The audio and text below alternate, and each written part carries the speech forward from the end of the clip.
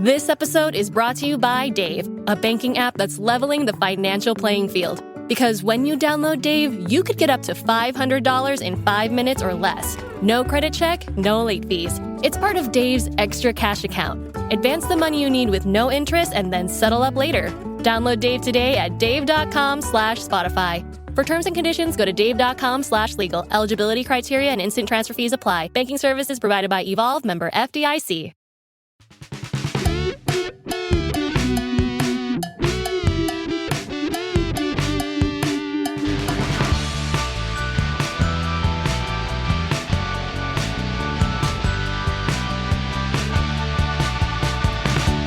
Hey, all cheaters. Welcome to the Always Cheating Podcast. My name is Josh. I'm here with Brandon. Brandon, how are you? Doing well, Josh. Thanks. Yeah, 9/10 of the way through Gameweek 1. And I would suggest that was a roller coaster of a weekend. I mean, to boot, some drama, too, around the Gameweek 1 deadline, which we might get into. That. Yeah. Oh, yeah. So how are you feeling? How are you feeling after this weekend? I mean, it's a mixed bag as far as everyone's team goes. But when you step back and look at it, all the popular picks returned, but nobody really went off apart from everyone's favorite captain, Erling Haaland. And I guess you have to throw Isak with his brace in there. Beyond that, I'm feeling like chaos, but manageable chaos.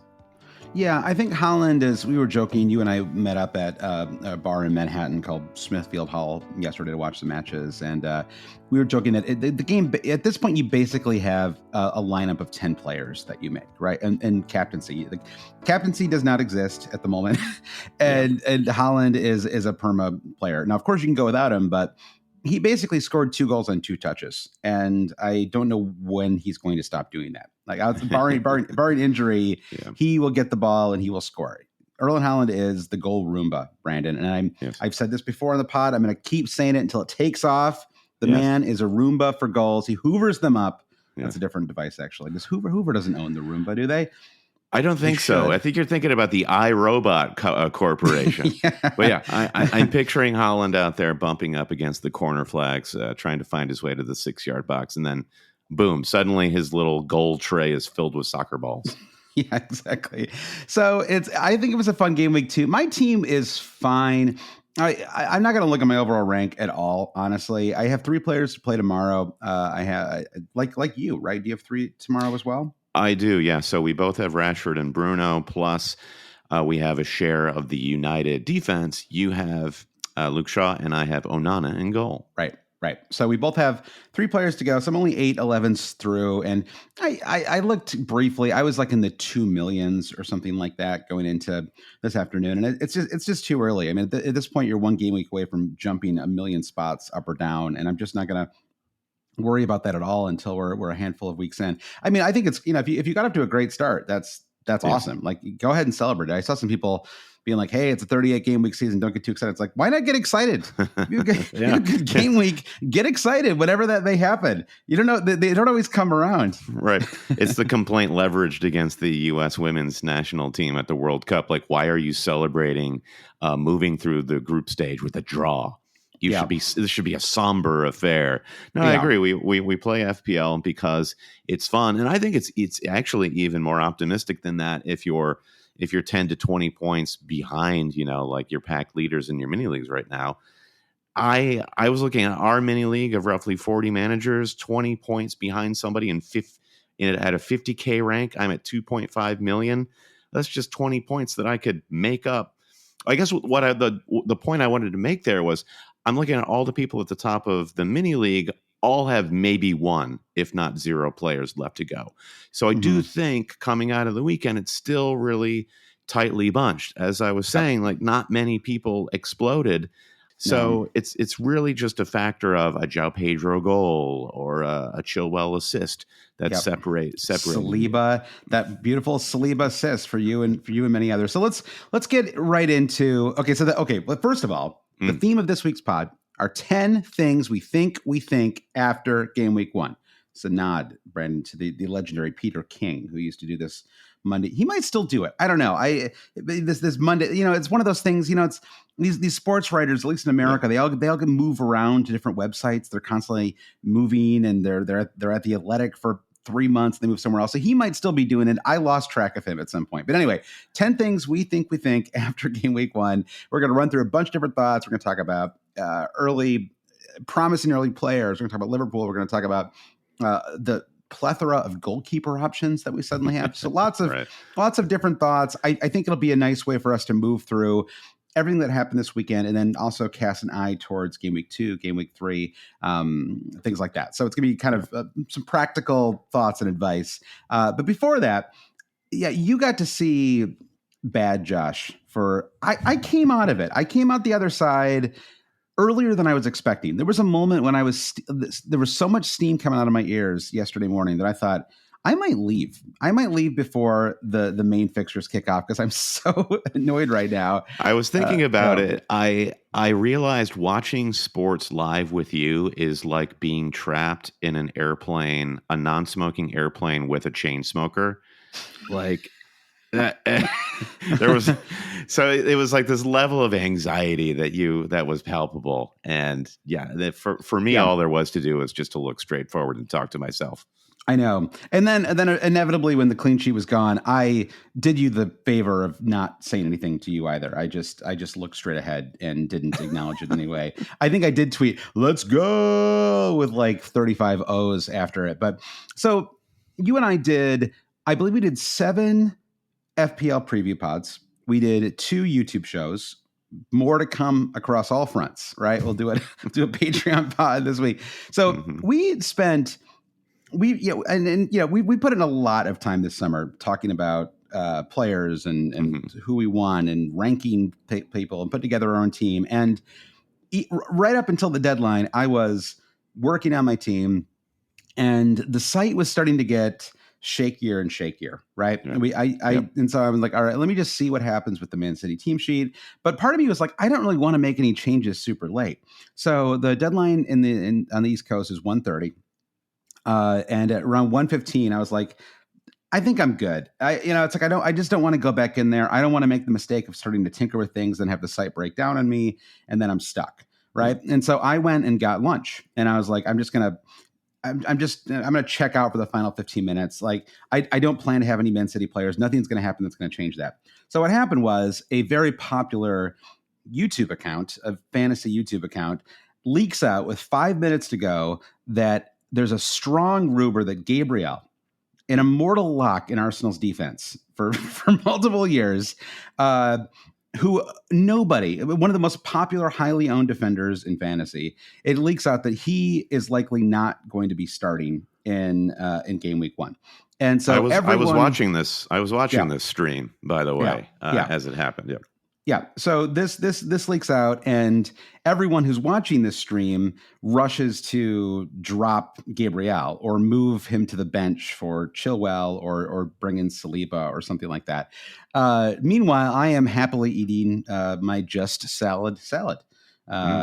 Love that Just Salad crispy chicken poblano, Brandon. Delicious salad. Highly recommend it. I think that might just be in New York, but it's a good company. If you're ever out this way and if you're on a business trip, it's a great business trip mail. Lunch. Yeah, exactly. So I'm eating my salad, and then I post my team, and someone's like, "Oh, interesting. You still have Gabriel, huh?" And I was like, "What? Why? Like, what's going on?" And and so it was a very frustrating moment because I hung tough, and I was like, "Listen, we don't know," but I kind of already knew. I knew there was. I knew he was. I knew it was very likely to be true, and B, I knew that he was definitely going to come on in like the 87th minute. And so at that point, even though I'm an Arsenal supporter, I am watching the entire Arsenal match, rooting. I don't even care if Arsenal lose at this point. I'm so annoyed about the people who got this like edge and were able to move Saliba or start someone else that I am actively rooting against Arsenal. Like that's the phase that I'm in out of my fury. And then would you qualify that as an irrational mood? Somewhere between that and rational? I mean, I do 2 fantasy podcasts a week with you, Mr. Kelly. I mean, I at this point, I think fantasy has won out over individual team fandom. That's probably not true for most of the listeners, but Lord knows it's true for me. And so acceptance is the first step. Exactly. I'm a fantasy person first. Would you say you are too? Or you, I mean, I don't know. You're still, but you don't support a club that's as like, kind of relevant. Yeah, yes, it's true. But I had to root across your face because the Everton Fulham match was over your face while you had Pickford in goal. And I thought I reacted fine when he lost that clean sheet. I didn't do anything. I stood up and towered over you. And but I think there is certainly a balance, and I think most people listening would speak to that balance of I support a team, but I also really enjoy fantasy. By and large, the two don't really meet. Yeah, it all adds to the color of the sport and the fantasy. So I think it's complicated. It's complicated, and so I don't want to belabor this. We're in the first week of the season, and I don't want to start talking about rule changes or whatever. This was a known problem. This was a problem that happened late last season, and nothing was done to fix it. And clearly, the solution is to do an NFL fantasy style situation where you can change squads before every. You can change your lineup or burn points to bring in somebody or whatever before every match kicks off. That is. And then everybody gets an equal playing field. And I mean, there's this idea that somehow 90 minutes is fair for everybody, but it clearly isn't, right? There's a huge edge to people who are getting these team sheet leaks. And so I guess my point here, Brandon, is I want the leaks too. Okay, if you're listening to this podcast and you are you're at a club or you work for Sky Sports or BBC or whatever, if you have an in at a club, you share them. Share them with your buddy Josh, the host. Okay. At this point, and here's what I'll say: I'll be democratic about it, Brandon. Okay, or I'll be open.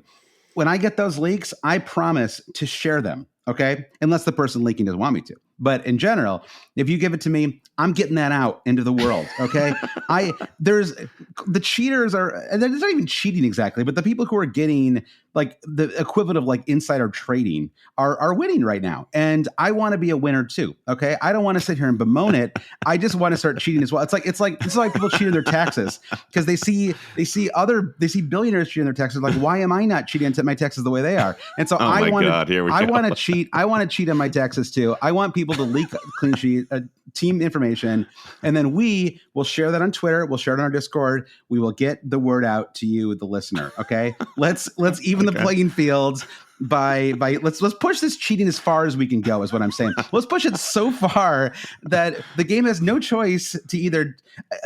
You know what? I don't think it's going to change. So why don't we just lean into it? Give us the information, and always cheating. We'll share it with everybody. Okay, we'll share it far. We'll share it wide. Okay, We're going to get that information out. We're going to level that playing field. If we have people in Australia, you know what? Let's do push notifications. Okay, we'll start sending push notifications out to you. Yeah, put the sound on the push notification. Always cheat. Exactly. You can pop wake you up. You can see the always cheating push notification. Okay, great. Now I've got to go. I got to go make this change. So give us this information. If you don't have it yourself, you tell us someone who does, and we'll reach out to them. Okay. So we're gonna make this happen. I refuse to let one single account dictate that one single account and their reviewers dictate who gets the inside scoop. Okay. I want a more democratic playing field. Okay. The leaks should always be taken with a grain of salt, but I have to say they're usually pretty accurate. The kind of leaks that are like good enough to share, wouldn't you say like 9 times out of 10 they actually turn out to be true? Like they're pretty consistently accurate, the ones that leak out. I'm not entirely sure if it's that or if it's a wisdom of the crowds thing where, in particular, Twitter, everyone's paying attention and they've sniffed out the last time this person, quote unquote, leaked a lineup, it was wrong. So we don't trust them. Yeah. So when the leaks that start getting shared are the ones that people historically trust. So yeah, exactly. I do feel like a lot of the ones that spread tend to be the ones that are pre-vetted, the accounts anyway. That's right. And you block the wind-up merchants. So I am being completely serious. I am not being facetious at all. We want the leaks, and then we're going to share them with people because I'm not going to go through a whole season being left out the way I was this game week, okay? I want in, and I'm going to keep talking about this until people start to send us via DM, via email. I don't care what it is. You share those leaks with us, and we're going to get the information out there. I am not joking, okay? So there's where we are. That's the leak drama. Josh Landon is all in on insider trading. I am all about it. Let's go, baby. All right, so I want to get into our 10 things we think after game week 1, Brandon. First, though, we had just an absolutely incredible, really heartening surge of new Patreon supporters. Thank you so much to everybody. Patreon's still open. The Discord's open to Patreon supporters at any pledge level. The extra podcast each week is open to virtually every pledge level as well. So if you want to go to patreon.com/alwayscheating to support the pod. Thanks again. We had a great conversation with the general. He joined us on Monday. We really enjoyed it. It was a what you might call an evergreen fantasy conversation, Brendan. Just sort of a general convo about managing your inputs and getting sort of smarter about the way you consume FPL information.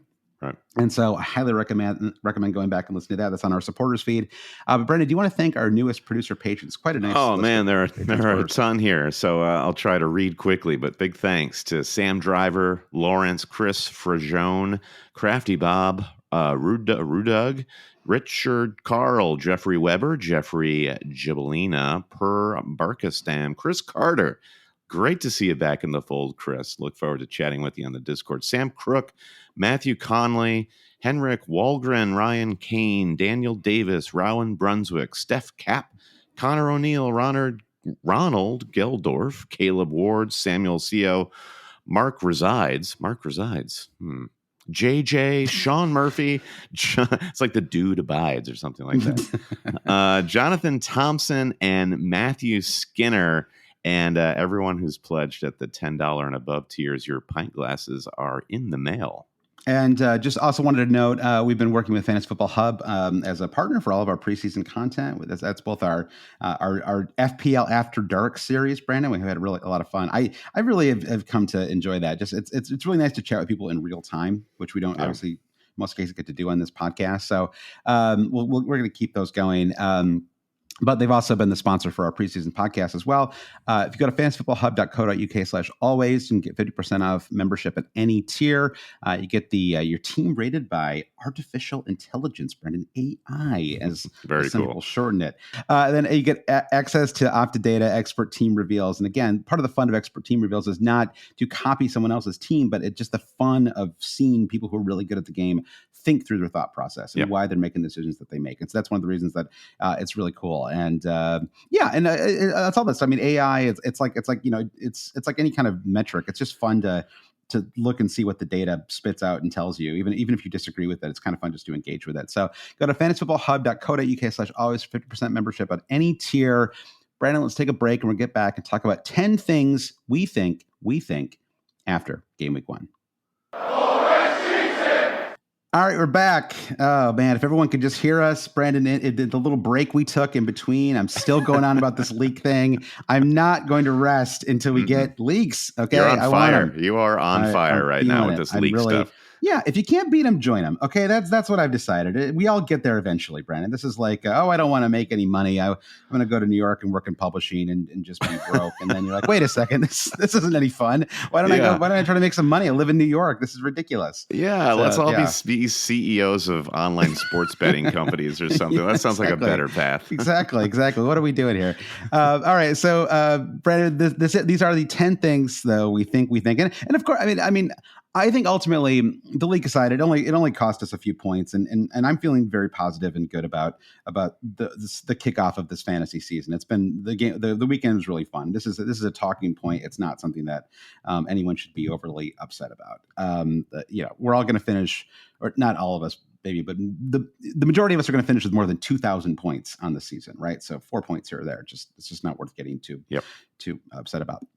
But with that said, let's get into our thoughts after game week 1. Obviously, we do have the Man United match, which will be, I guess, today for most of the people listening, Monday, but we're recording this late on Sunday.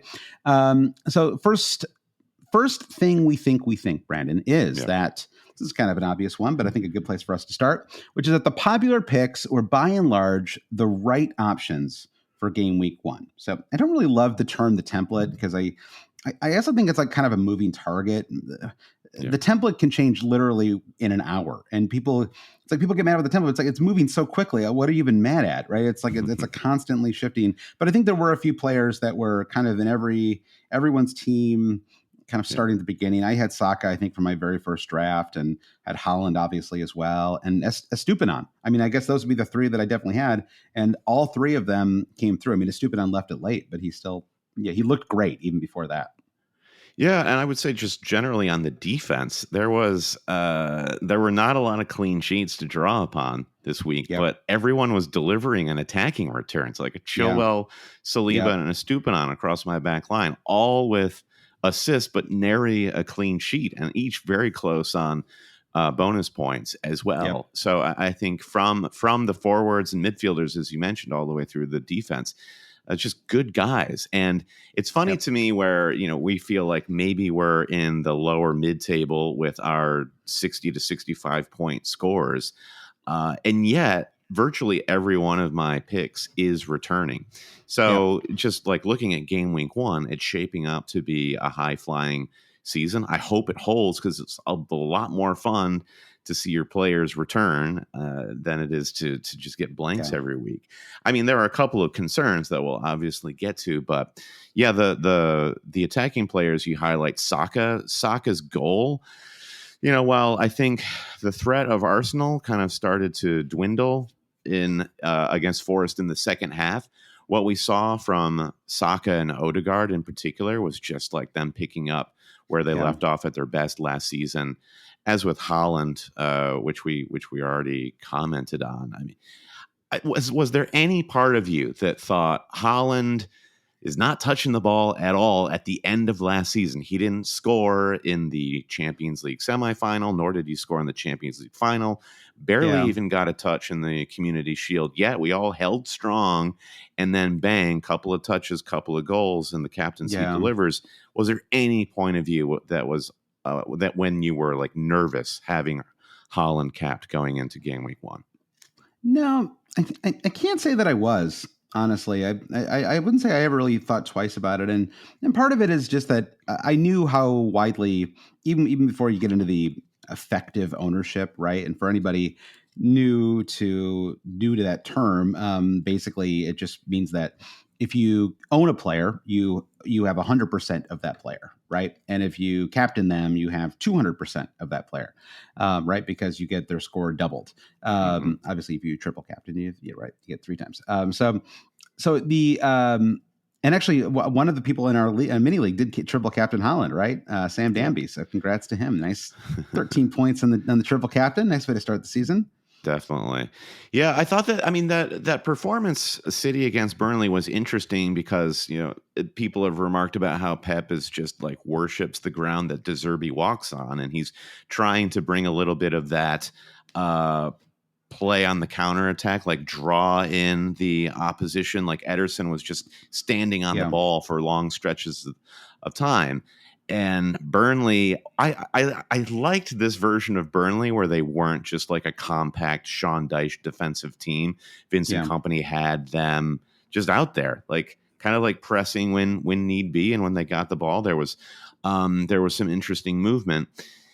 Which means I think it was kind of easy for Haaland to find space in the box, and I think that's what he did remarkably well on those 2 goals. Was he found the space where he needed to be to score the goals, and I think that's what we hadn't seen from Haaland in recent memory. So, is Haaland going to be able to repeat this performance against better opposition? I mean, in all likelihood, yes. Like historically, yes. I mean, if you extend popular picks to popular captain choices, my feeling is I'm just going to keep captaining him until he gets injured, or I don't know.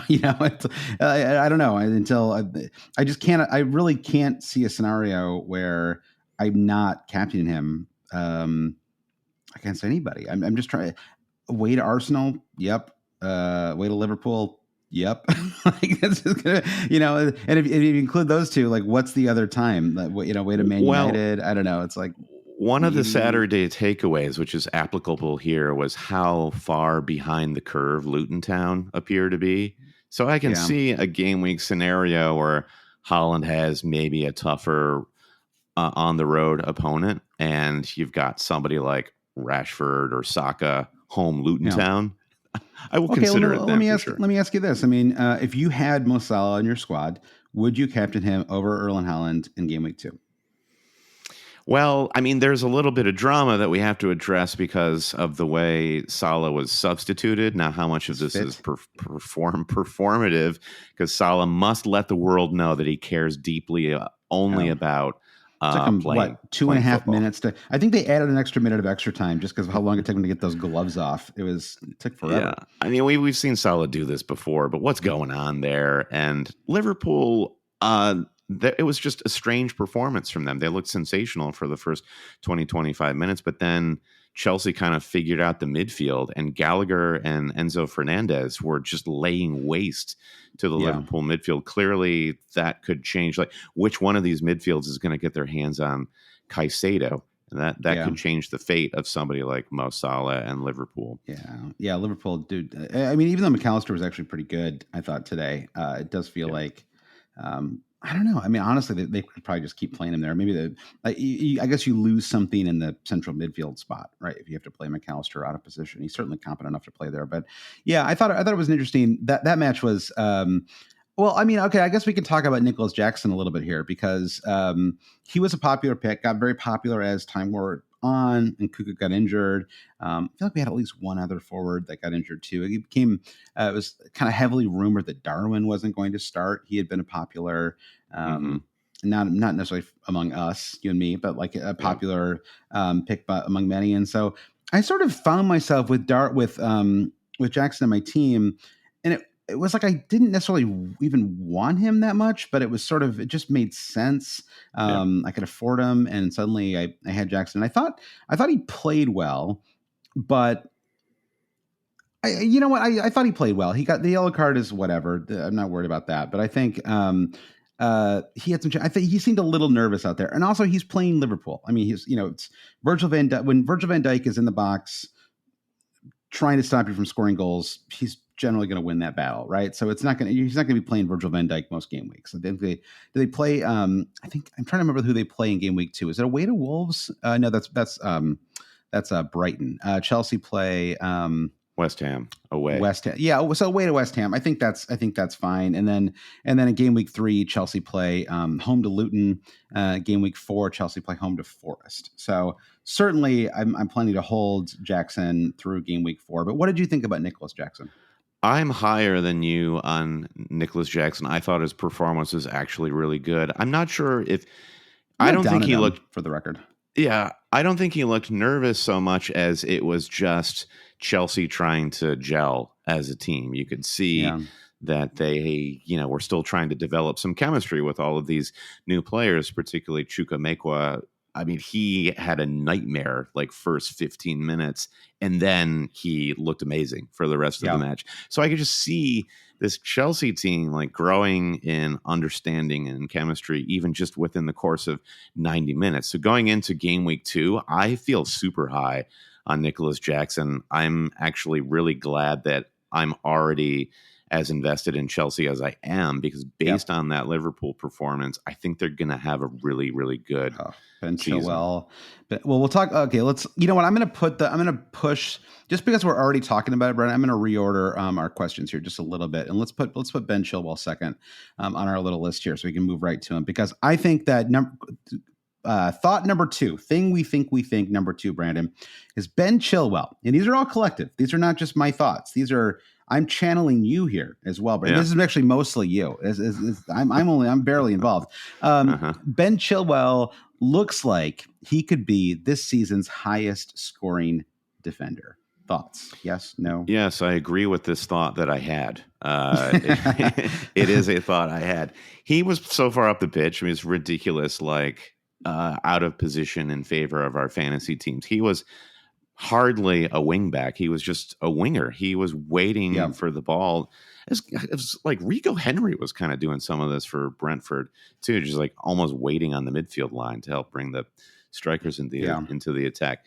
But the confidence, the class, the fitness that seems fully back for Chilwell, and all of his teammates were looking for him at the back post. I love it. Yeah, it's going to be goals, assists, and presumably clean sheets in the next month, because Chelsea have the best fixtures, just looking at all the metrics of any Premier League team for the next month. Is it really sustainable, this this plan that Liverpool have to like basically keep a quarter of the pitch undefended and hope nobody ever plays a high ball into the, it's like, oh yeah, Trent's going to play as a midfielder in attack. It's like, well, like attack can turn into defense pretty fast, like a ball gets intercepted, or, I mean, Mo Salah, I assume that's why Mo Salah was subbed in the 75th minute, by the way, was because he gave the ball away in a pretty bad spot, almost led to a Chelsea goal. It just, I don't know. Is that really going to work like this? It just feels like there's so much space over there, and Ben Chilwell was so good at exploiting it in that match. And so I'm feeling incredibly high on him. I mean, Reece James leaves with an injury late or whatever. I mean, people are already trying to downplay it, but listen, you just don't want Reece James holding his leg and kind of shaking his head ruefully. I'm sorry. I don't care if he didn't go straight down the tunnel. That is another moment of terror right there for Chelsea supporters and anyone who has James. He may be cursed. He did look kind of like he was smiling a bit, but I agree. Rueful. That was a rueful smile. That's gallows humor, Brandon. He was thinking of the dark thoughts. Can you believe my luck? He says. Also, I was enjoying a game where the captaincy armband changes arms not once but twice. Yeah, it went from James to Chilwell and then to God, I forget who. Maybe it was Silva. It doesn't matter. Anyway. Yep. So I would much rather have Chilwell, obviously, for that reason. I saw a couple of teams where they were doubled up on Reece James and Chilwell. If it were for certain that Reece James was fit, it seems like great fun to have both of them going into this run of fixtures for Chelsea. But Chilwell is definitely he at 5.5. He's this season's Trippier. Like the prediction would be, he is this season's Trippier. Yeah, I think that's a fair. I mean, a Stupinan has to be in that conversation too, because he looks absolutely incredible as well. It's kind of interesting. Yeah, like you said, Henry had an assist as well. A lot of fullbacks played well. I actually thought this isn't even really a fantasy thing because he's not really a player to own in fantasy. But I was watching Kyle Walker in the kickoff match and just thinking, at what point do we have to really start talking about him as one of the greatest ever Premier League defenders? I mean, he's just his longevity is incredible, right? And he just does a job for Man City and has done it for so many years now since he moved over from Spurs. And it's like, I don't know. I mean, he's a really, really terrific player. I think the fact that the modern fullback does more things than Kyle Walker does, particularly in the attack, is why he gets the short shrift. But yeah, like continually his pace. Yeah. But I mean, like the more he ages, like the faster he seems to get. And I know, it's crazy. It's like less. Yeah. He's. I guess he's smarter. Like he knows exactly where to cut off the pass or where to cut off the runner. Yeah. He's always in control when he's on the back foot. It's incredible. Maybe he's just an especially good fit for Man City or something like that. But I mean, Pep is a modern manager, right? And he still plays them. So I think it's something about the way he kind of overloads the. Whatever. This is like not. We'll leave this for you and me. This is always cheating talks out of butt section of podcast. Well, speaking of defenders, let's keep the defender conversation going because point number 3 here, Brandon, is I talked about Gabriel Gator either, and I'm anxious going to be waiting in my DMs and emails and everywhere else for these leaks that are going to start coming my way. I'm not gonna. I don't want like a pay for place. Well, anyway, let's table this. Okay, so. There are plenty of Gabriel replacements, right? But you can also hold for another week. I know that's a little bit of a hedge, but I will. Here's what I'm thinking. If you don't need to replace him, just hold him. Give it another week. Arteta should come out and say some things at press conferences. If he doesn't start in game week 2, I think you can safely dump him and get rid. I may decide to move him this week if it looks like his prices. I haven't actually been following the price. Maybe his price has already dropped. If so, I'm just going to have to take that one on the chin. Have they already done some price changes? Let's do a quick peek here. Well, I'm going to take a peek at Gabriel here just to use him as our still example. At 5.0. Okay, so maybe I'm not sure the price changes have even started to happen yet, honestly. But we'll see. But anyway, I think it's fine to hold him and just kind of see where we are because if he does start again, which I think is likely to happen. I didn't feel like Arsenal were so tremendously strong defensively in yesterday's match that that I was like, oh yeah, they just don't need Gabriel, right? I rate him very highly as a defender. So yeah, I don't know if Arteta's trying the like Pep Guardiola, I'm just going to disrespect my opponent and play one less defender than I normally do to get more attackers into play. And Partey was kind of like, well, I guess Partey and Ben White were completed the back four, but they were really just playing a back three with seemingly no wing backs, just wingers. And that's true. Then they got totally caught on the break, right? And conceded that goal. So I don't know if Arteta's going to play that strategy game in, game out. But when they're playing who I believe to be lesser opposition at home, it's going to be a festival atmosphere, then why not? Which is the nightmare scenario, right? The nightmare scenario is Gabriel starts all of the hardest matches and gets rotated out for all of the easiest home fixtures. The absolute worst case scenario, and often gets subbed on to protect a lead in the 87th minute. I may have just talked myself into transferring out Gabriel immediately. I think Ben Chilwell playing so well has resolved a little bit of a dilemma for me, though, because I had been thinking a little bit about how I sort of have 4 defenders that I want to consistently play, and that included Gabriel. And so if I move him on for possibly someone like Matty Cash, then I think that it's or Paw, the handsomest man in the world. Do not possibly. Get Pau Torres.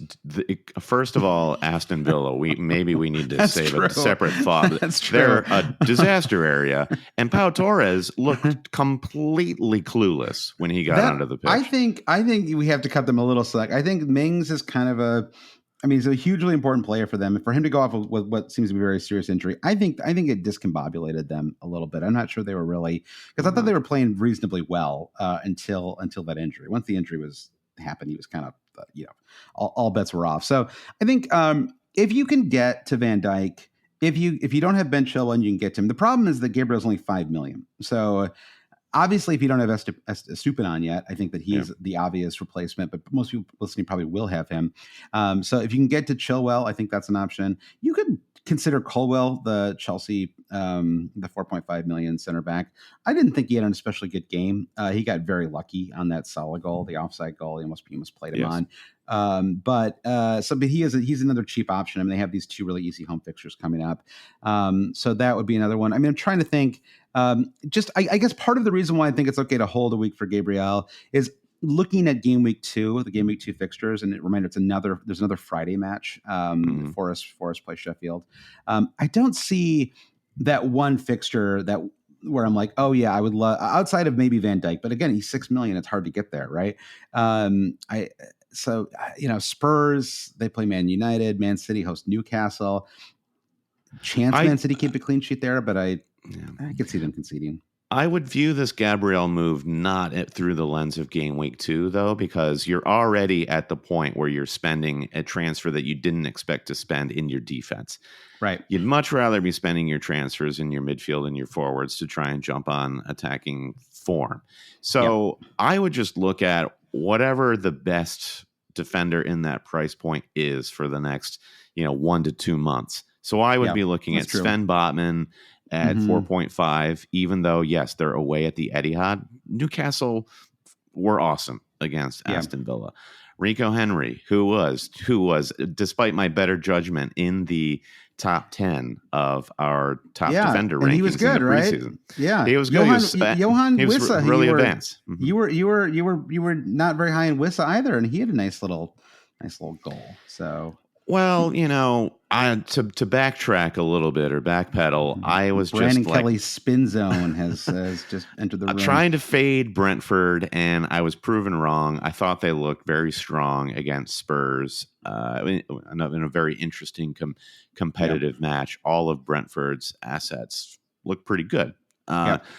So and then to go even cheaper at 4.0, if Van Heck at Brighton continues to start.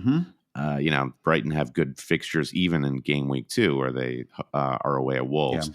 So Van Heck, if you're looking at another attacking transfer where you need a little bit of cash, that's an extra $1 million that you can spend in your front line or midfield. I think Konate, who I know he's not a very exciting pick, but he is another option. I think he's only $5 million. So he's an exact. Basically, you're going to get a like for like center back there. And I don't really, to be honest, I'm not targeting center backs at all right now with my transfers, and we're going to talk more about why in a second. But I think that is another option if you just like. I don't know if you just want to have a Liverpool play for the game week 2 match, and I can just for the sheer fun of it, Brandon, the sheer joy of having a defender on a team that leaves a quarter of their pitch undefended. It's an interesting experiment. Fun. Yeah, what fun! It's very high stress. It's like you and I sweating not having Salah. This weekend it was like, my God, that was shaping up to be a disaster. Oh, so close. I couldn't believe it. Well, it was like a double moment because you had the Salah one, which gets chalked off, and I was so close.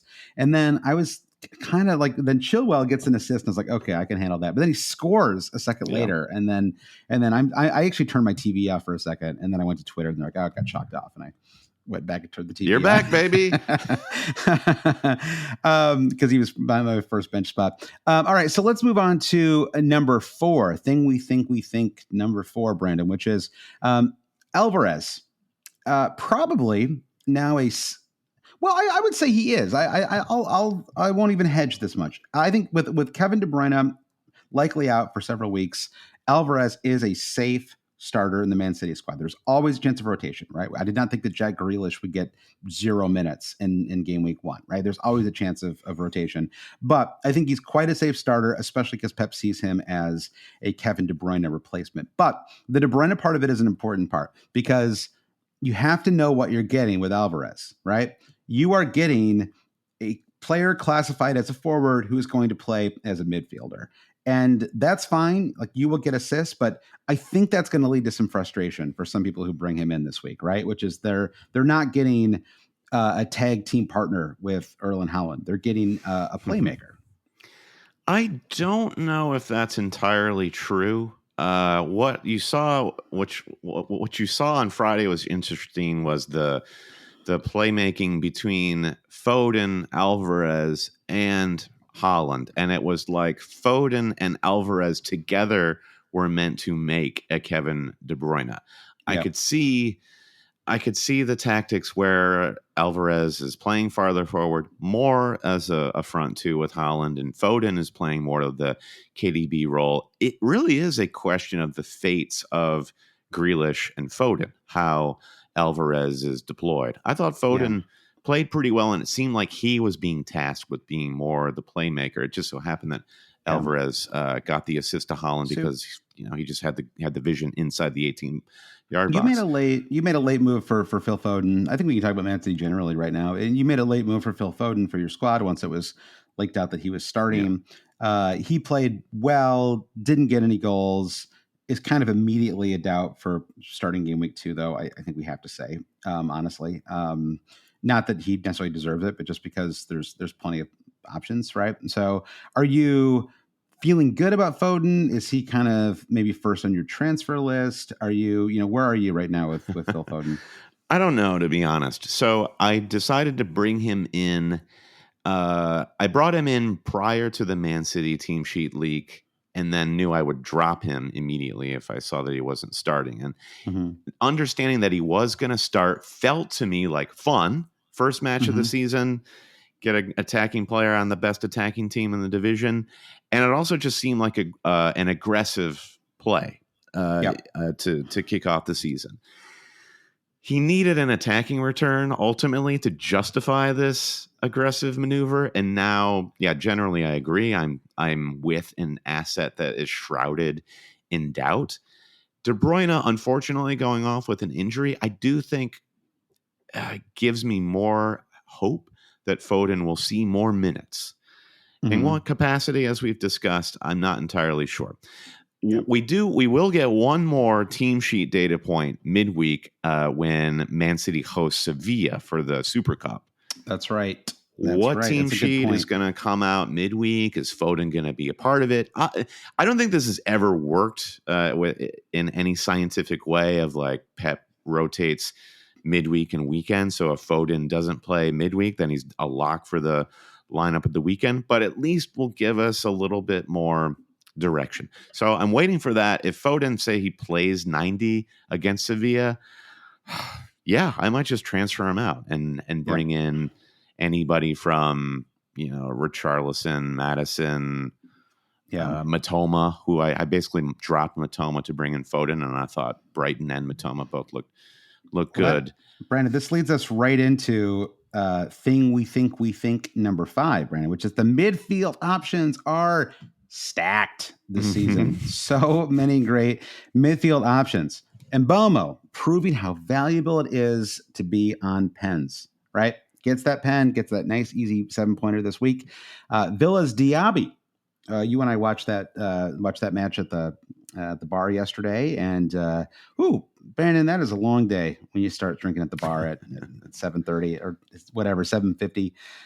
We were smart enough to start with some coffee, but we probably were not so smart that we didn't start drinking a little too early there as well. Once the Guinness, once the first half's over, it's 8:45. It's time for a Guinness. But I thought that Diaby was really impressive for Villa. I thought he looked really good. Could have scored a goal. Could have done even more. And then James Maddison today picks up 2 assists as well. And Man United is still to come, right? They play later today. So lots of different midfield options to consider. I'm honestly very curious about Mason Mount and what he does tomorrow. Certainly. So, what are you... So again, you said you move on Foden. If you were to move on Foden, are Diaby, Maddison, and Bomo? I assume those would all be kind of names at the top of your list of players you consider. Yeah, I think ultimately I'd first go to Matoma just because I was impressed with how Brighton played. Now, again, is it the Luton?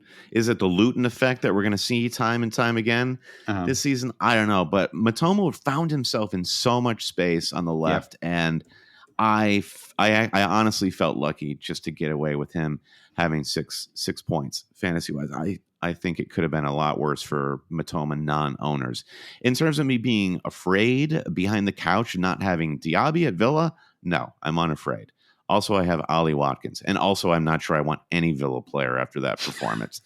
However, I don't know. I thought the attack looked fine. To further caveat, I guess we trust Emery. The whole reason why people are buying into the Villa narrative is because Emery has become this trusted manager. So sure, I mean, it's the first game week of the season. He could set it right, but I'm remaining cautious with Villa.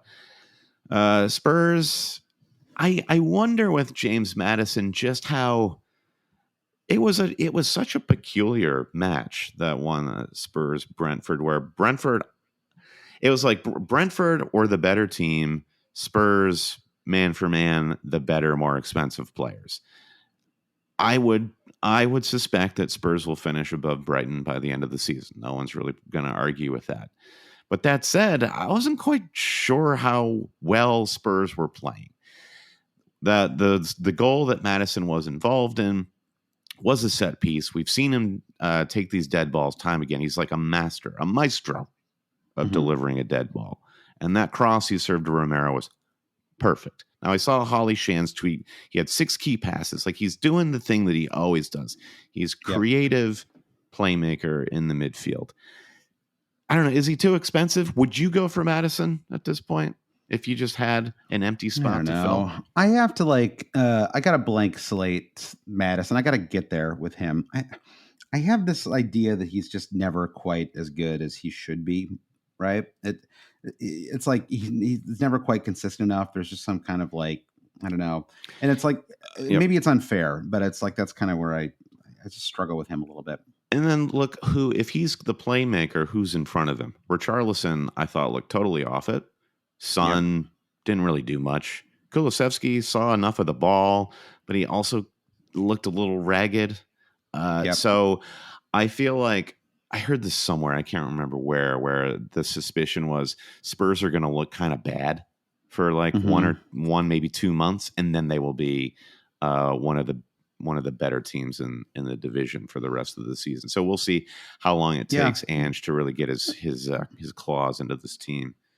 I think that's possible. I mean, I think that it's just hard to say. They're just obviously Kane is out, right? I mean, it's such a massive change to the way everything is going to going to go. I just looked a moment ago. There's some breaking news, Brandon, which apparently Spurs have entered into talks with Romelu Lukaku. Oh, dear so God. welcome in former Everton and Man United and Inter Milan and West Bromwich Albion and Chelsea quasi-legend, Romelu Lukaku. Okay, let's then think through this. Does this mean Big Rom's coming in to be backup striker to Richarlison? That would make most sense to me. So. Impact. I think so. Yeah. I think so too. Kind of what's his name? Who was the forward of Wolves last year? He was their backup. Diego Costa. Yeah, kind of a Diego Costa type role. I mean, maybe that's diminishing Lukaku, but he has not looked his best the last couple of seasons. So, I think there's quite a lot, and I think this is one of the reasons why I'm going into this week, or this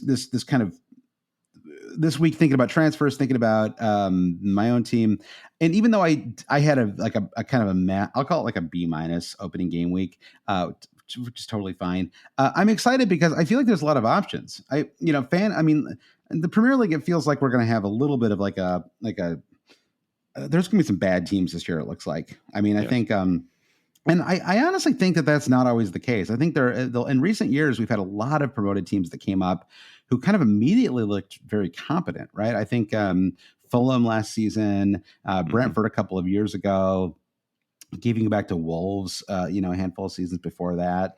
Bournemouth are just suddenly a solid club. Yeah. Bournemouth are a solid club. Forest, surprisingly, had a chance to snag a point away to Arsenal. Maybe Arsenal got a little lost a little bit of their drive there, and that match shouldn't have been as close as it was. But still, they certainly didn't run over them. So, but it feels like some of the new teams this year are might get run over a little bit. So, but that's not always a bad thing from a fantasy point of view, because you can get some lopsided scores even when a kind of mid-table-ish club plays one of those clubs. And so there's that can be a lot of opportunities there for us. So I think it's exciting. I think it's fun to see just a ton of, and I think Diaby in particular, I think he's one who could really be in a lot of our teams in the next couple of weeks, and maybe Harvey Barnes, who we can talk more about later, Brandon. But I think the Barnes machine, I thought he had some really impressive moments for Newcastle in the second half of that match. Brandon, let's take a break, and then we'll get back and talk about our second 5 things, the number 6 through 10 of the things we think this game week. There's no I in team, but there is one in Indeed, and that's the hiring platform that you need to build yours. When you're hiring, you need Indeed. Instead of spending hours on multiple job sites searching for candidates with the right skills, Indeed's a powerful hiring platform that can help you do it all. One of the things I love about Indeed is that it makes hiring all in one place so easy, because Indeed does the hard work for you.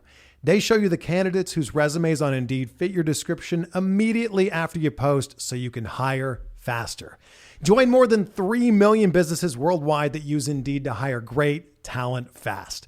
Start hiring now with a $75 sponsored job credit to upgrade your job post at Indeed.com/Blue Wire Sports. Offer good for a limited time. Claim your $75 credit now at Indeed.com/Blue Wire Sports. That's Indeed.com/Blue Wire Sports, and support the show by saying that you heard it on this podcast.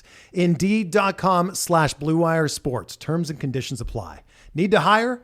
You need Indeed. NFL Sunday Ticket is now on YouTube and YouTube TV, which means that it just got easier to be an NFL fan, even if you live far away. Like maybe you like the Bears, but you're hibernating in Panthers territory. But with NFL Sunday Ticket, your out-of-market team is never more than a short distance away. Specifically, the distance from you to your remote control. NFL Sunday Ticket, now on YouTube and YouTube TV. Go to youtube.com/presale to get $50 off. Terms and embargoes apply. Offer ends 9/19. No refund. Subscription auto renews. This episode is brought to you by Dave, a banking app that's leveling the financial playing field. Because when you download Dave, you could get up to $500 in 5 minutes or less. No credit check, no late fees. It's part of Dave's Extra Cash account. Advance the money you need with no interest and then settle up later. Download Dave today at dave.com/Spotify. For terms and conditions, go to dave.com/legal. Eligibility criteria and instant transfer fees apply. Banking services provided by Evolve, member FDIC. Planning a trip to one of the great national parks? LL Bean went to the experts at the National Park Foundation to get the inside scoop on which parks are the best to visit in each season. Whether you're looking for outstanding scenery, smaller crowds, or unique activities, LL Bean. Be an outsider. To check out the full list of recommendations, visit llbean.com/explore. All right, Brad, we're back. Thing we think number 6. Until things settle down, right? So everyone's got to settle down here a little bit. Simmer down now. Simmer down now. It may be better to prioritize attacking potential over clean sheet potential when picking your defenders. So if you are making some difficult benching choices, by the way, if you look ahead to game week 3, virtually everybody is going to have a really tough time figuring out who to bench. Like everybody has a good fixture in game week 3. Game week 2 is a little bit easier, but when you're looking at your like who you might want to replace Gabriel with, if you decide to make a move this week, I would lean towards a fullback. There's a lot. Even the problem is that because the Premier League has so much money sloshing around in it right now, even teams that are kind of, I mean, even Villa is an example of this, right? I mean, Villa have improved certainly, but Villa can now bring in a talent like Diaby, right, at the deadline, and it's like even in a match where they were kind of getting pretty well dominated, right, by Newcastle, he's so good, right, that they were able to score a goal in that match. It was a very nice headed pass from Ollie Watkins too, but right, there's enough like kind of talent across the board that it just means even good teams, even good strong defensive teams, are going to be conceding goals. And I think that I think will stabilize a little bit as the season goes on and as the defenses get a little bit tighter. We know in the second half of the season that happens a lot with promoted clubs or clubs that are at risk of going down. The goal tends to be, all right, can we sneak out a 1-0 here, right? But I think early on, everyone's kind of going for it, right? And so I think that maybe it's a simple thought, but it just became so clear to me after this opening week, right? Estupiñán concedes a goal, still gets 3 bonus points. Ben Chilwell concedes a goal, still gets 2 bonus points. I think Rico Henry might have finished in a bonus point, right? There's just like a lot of different, maybe he didn't, but regardless, he got an assist and they conceded 2 goals, right? So I think that there's a lot of fullbacks out there that are interesting, and I would be looking at them instead of looking for a like center back replacement. Do you have any thoughts on that? Or no, I mean, additions? that's pretty crystal clear. It's hard to argue with that, certainly. Yeah, I would just say about the points that were made about Konate, where he can be a like for someone like Gabriel or Saliba. It's sort of like if you can get a center back on a top 4, quote unquote, team for the long haul, you'll be paid back in clean sheets. Yeah. That's just like the only minor caveat I would add. Generally, though, I agree with you. It's just going to be a goal fest for the next month. Yeah, exactly. And maybe on your first wild card, the dust settles a little bit, and it's a little easier to bring in some of these. And there are some 4 million center backs that I think are fine too, just to stick on your bench.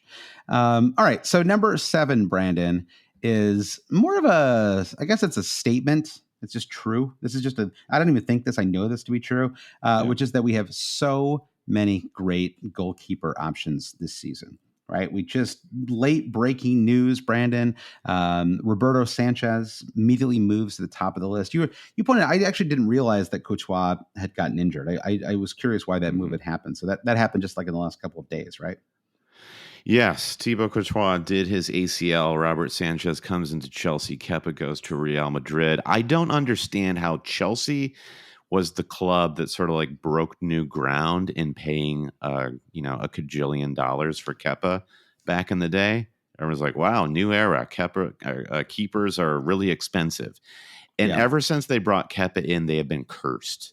And now they just bring in, I don't know how mean-spirited / hot takey this is, but just like a running series of mediocre keepers. Mendy, mediocre.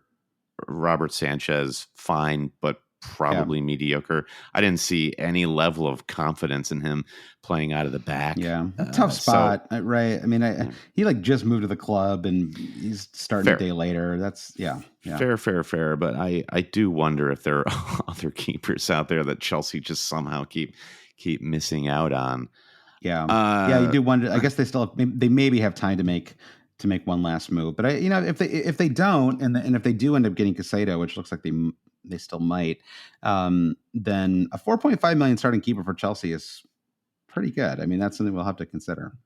I mean, God, Gallagher may have been that was the best non-Crystal Palace Conor Gallagher performance I've ever seen against Liverpool. All this talk, he might get moved, and I thought he played well too. So it's interesting. So it's sort of like, well, just keep the Fernandez Gallagher partnership. That looks like they're good. They have a good good cop, bad cop sort of thing going there. Anyway, back to keepers.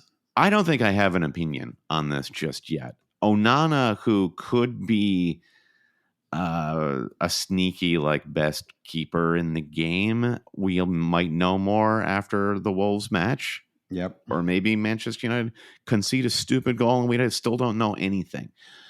Okay, we haven't mentioned Bernd Leno. Okay, so Isak explodes. Yeah. Erling Haaland explodes. Bernd Leno, 11-pointer, 9 saves. Actually it wasn't just everything being shot down his throat. I should just rewind that. It wasn't like everything was shot directly at him. He made some great saves. He looked great, and I think Fulham are just doing Fulham things, and you love to see it. So maybe Bernd Leno. Yeah, I think that I was impressed by Leno as well. I mean, you could argue that it was unimpressive that that Fulham allowed so many opportunities for Everton to score. I think Everton had 3 XG in that match, which is that is quite high for a match where they did not score a single goal. So, but 2.9 XG according to FBref, which it's crazy. Yeah. So, Ariel and Turner, you have 2 4 million options. Johnstone impressed. So Leno, Sanchez, Ariel, Turner, Johnstone. I mean, of course I have Pickford from this slot, who conceded, I think, 1 goal on 1 shot. So that was awesome. No, but maybe he had 1 save near the end, but it was just, so I'm immediately he's going first wild card. The question I have now, and I don't know if you and I have resolved this yet, is do we consider, because you have Onana, he starts away to Spurs. I suspect you probably just end up starting Onana because Man United are a better team. But it is tempting to start Turner. It's a Friday match. They host Sheffield United. I don't know. I maybe I'll just end up going with the bookies odds here or something like that. But I think Pickford versus Turner is a tricky one for game week 2. Definitely. If you look back to last season, Nottingham Forest were a home team. They virtually never failed to score at home, for one, and it's where they collected all their points. So if you're going to pick Forest, it's going to be a home match, and I don't see. It's fun to have a player in the Friday game too. Yeah. So there is a temptation, but it does seem silly to pay the extra 0.5 or 1 million for a player like Onana and just be like, oh yeah, well he's going to get benched for Matt Turner. I don't know if that's logical or not. I don't think that. I think I would just start Onana too in that spot. I think once you commit to spending 5 million a keeper, it's kind of just start him most weeks. Well, so you could say about Spurs, they're embarking on an attacking adventure under Ange Postecoglou. There should be a lot of shots. At Onana. Yeah. Saves might save the day with him. High floor, right? High floor for him. Yeah. All right. I'm planning to start Luke Shaw, next week. So that's kind of the same idea. All right. 3 more to go, Brandon. Number 8 is I won't like it, but I'm okay having no Liverpool assets for game week 2. I was not necessarily feeling that way the first 25 minutes, but after that, it was kind of exactly what I was worried about, which is just who do you pick? I mean, Luis Diaz, Diogo Jota, Gakpo was not a relevant asset really. What's your, I don't know, what do you think? I mean, they have a great, if they play Bournemouth at home in game week 2. I don't have any Liverpool players. I don't think you do either. No. So what, are you worried about it, or is it just let's just get through it and hope Salah doesn't hurt us too bad? I think I'm feeling like we have to get through it just because of the Liverpool price points. Yeah. Maybe one of our Manchester United midfielders, Bruno or Rashford, has to become a Liverpool asset after or ahead of the Bournemouth match. But which one? That's the only way I can see it happening. Which one though? Diaz or Jota? It's how do you pick? Yeah. Let's look at how they lined up against Chelsea. Jota was essentially the striker, the number 9, Diaz on the left and Salah on the right. Gakpo and Szoboszlai were like the 2 8s, I guess you could call them. Mm-hmm. So Gakpo, no, he's immediately out. Also, he's a forward, so who cares? Szoboszlai, cool. If you really love corner kicks, maybe he's your pick. Look, he's having fun out there.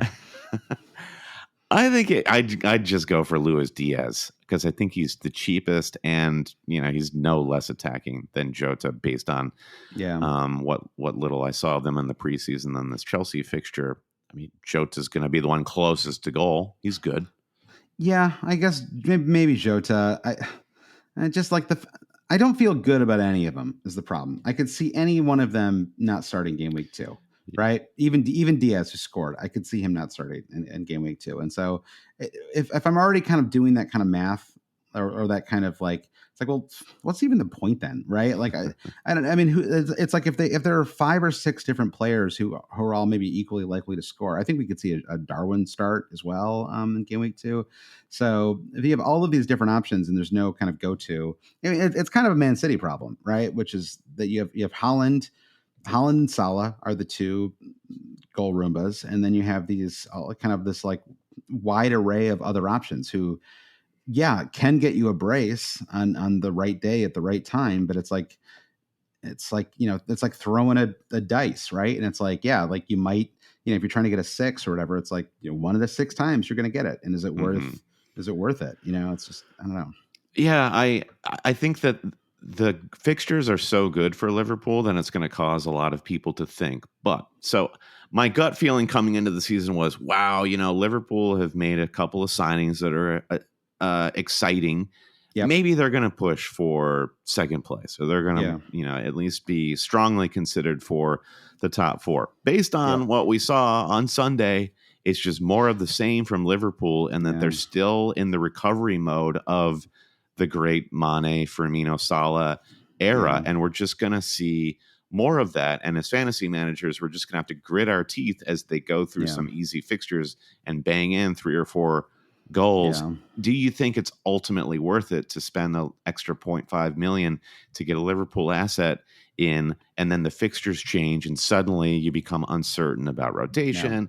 Are they actually going to be fluid in the attack against tougher opposition? So this is kind of why I'm just kind of like, no, I don't want any part of it. Me too. I mean, in my head, I'm thinking, if anything, I want Mbomo. That's that's where I want. My preference would be to go even cheaper, and maybe I could actually even see maybe after game week 2 going, if I saved my transfer, going from Watkins down, possibly as far down as like João Pedro, and then turning a 4.5 million midfielder into a 5th. Into a 5th starting midfielder, and then going with like a 3-5-2, because I just am really impressed by how many great cheap options there are in the midfield. So, all right, 2 more questions or 2 more thoughts here, Brandon. One is just kind of a look ahead one, which is Liverpool deserve a serious look after game week 2, and they're the victims of the fantasy preseason curse, which is that just when a team has a really tough start to the season, it's easy to kind of look past them and not like focus on them too much in terms of your preseason content. And then they score, was it 12 goals yesterday? It was like they scored, I think it was actually like 6, right? Was it 5? 6? It was 5 to 1. It was 5. Okay. 5 to 1. It felt like they could have scored about 9. I mean, I think Callum Wilson could have had a hat trick in the second half of that match. There was a point in which Villa, I was just like, did they give up, or are they just pushing so far up the pitch that suddenly it's like a fast break for Newcastle every 2 minutes? Open, like Wilson, like unmarked. It was crazy. Salah had a couple moments like that today too. Salah really could have destroyed Chelsea. Yes. But I mean, okay, so the Man City match, that's a tough one. And so maybe we don't worry too much about game week 2. If you just really loved Isak and you want to bring him in, I think it's okay, but you might as well wait a week. I just don't see it. I don't see it as being a hugely appealing fixture this way to Man City. That's obviously it's as tough as it gets. But from then on, you have Liverpool at home in game week 3, and that's one of those ones where the fixture difficulty rating is high. But in all actuality, I think I would expect them to score multiple goals at home to Liverpool in game week 2. I'd be very surprised if they didn't. So I think that the Liverpool matches is when you could start to target their assets. Going Watkins to Isak in game week 3 is something I would consider. Away to Brighton in game week 4. Again, not a great fixture, but probably fine from an attacking point of view, right? I wouldn't necessarily be looking at their defenders for another week or two after that, but I just feel like they're a team that looks like they can score. They look like they're going to be able to score a couple goals in every match they play, and that's always been kind of Howe's MO anyway. And I'm feeling much better about Isak now as a kind of long-term forward option. I'm feeling, and I thought Harvey Barnes really impressed as well. He's only 6.5 million. I thought it was interesting how it was Gordon on the left and Isak in the middle to start the match, and then they were subbed off virtually at the same time for Harvey Barnes and Wilson, and it was like great partnership now between Isak and Gordon. Great partnership we saw between Barnes and Wilson. Yeah. That is terrorizing to your opponent when you can just bring in like a wholly fresh new attack on one side of the pitch, not just one player that you have to keep tabs on. So go ahead. I was going to say, I do think that Barnes is long-term a starter for Newcastle. I think within the next couple of weeks, we start to see him start more. Yeah, I don't know. There's just so many options. Like Newcastle are suddenly, who could have predicted with all the money that they had that suddenly they would have a bench as deep and as talented as the rest of the teams in the top 4. But say what you will about all the. One last thought, which is just say what you will about all the Saudi Arabia stuff, but they have bought really well. Even Gordon, who was the one who looked like the worst pick, I thought played well yesterday. But then Sandro Tonali, who just sort of came in and immediately looked terrific. And so everyone kind of expected him, including myself, to be not as attacking as he was, and there he was. He was like eating Bruno Guimarães' lunch, fantasy wise. So they're just stacked. I don't think I'm going to do it until after they get through this tough run of fixtures. Because the fixtures really do turn for Newcastle come game week 6 when it's Sheffield United, Burnley, West Ham, Palace, Wolves. Did you already read that off? If you didn't, that's just a repeat for everybody. Nope, I did not. So So if you can hang on, we are not going to talk wild card on this. It should be noted for all the people who are in pain listening. Don't wild card. Just take some transfer hits and move on with your life. This brings us to number 10, Brandon, which is our final thought, which is it.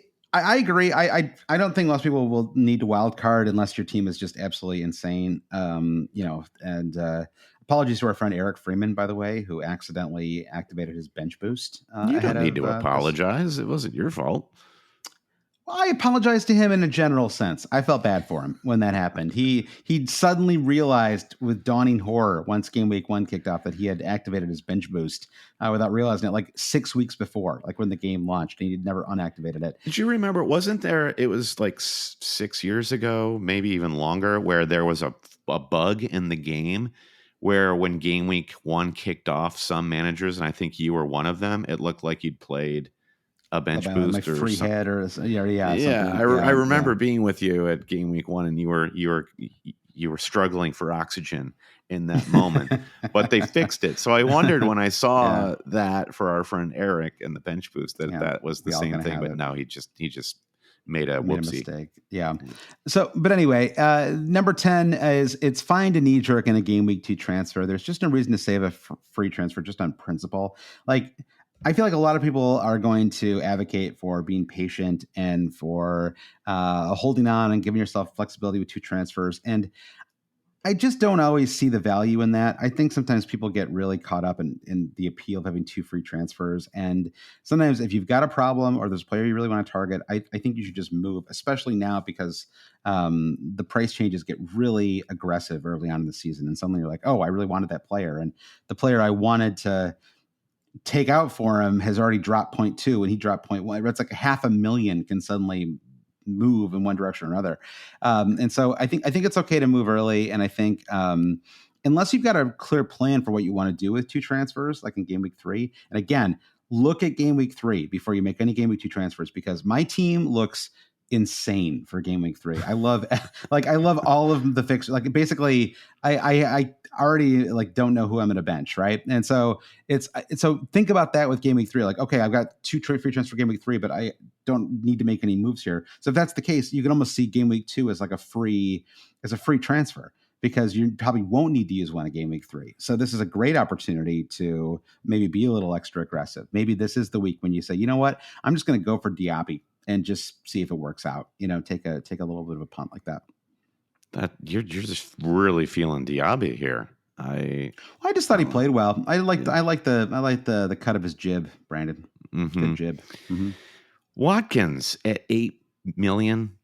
Are we getting value from this guy this season based on one performance? We're not.